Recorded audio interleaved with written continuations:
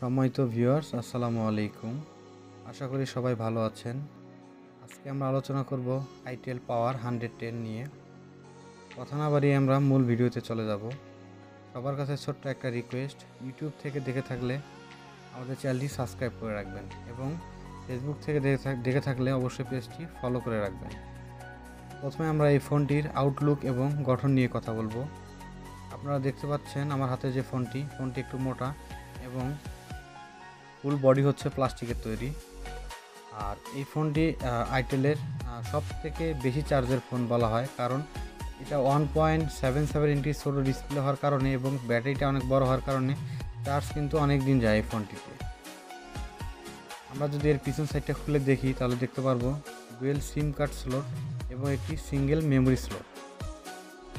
এবং এর ব্যাটারিটা যদি দিকে একটু তাকাই তাহলে আপনারা দেখতে পারবেন 2500 mAh একটি ব্যাটারি।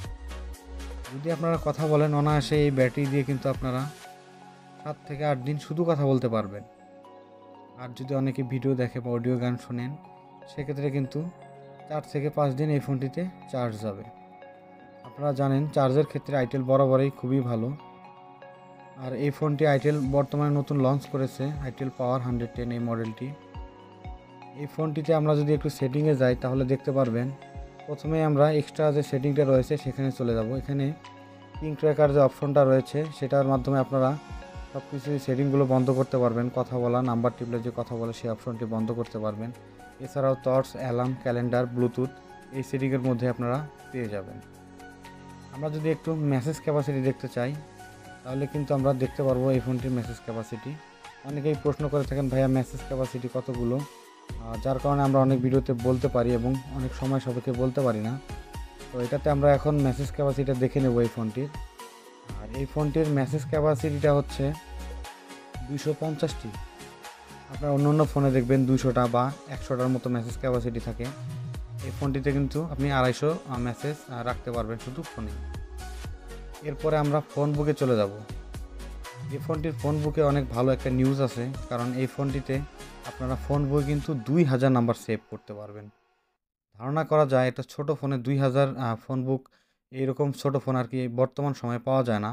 তো আমরা যদি একটু বাটনগুলো আর এবং লাইটগুলো জ্বালিয়ে দেখি লাইটটি প্রথমে, তো আপনারা দেখতে পারতেছেন লাইটটা কিন্তু অনেক বড় এবং প্রচুর আলো দেয়।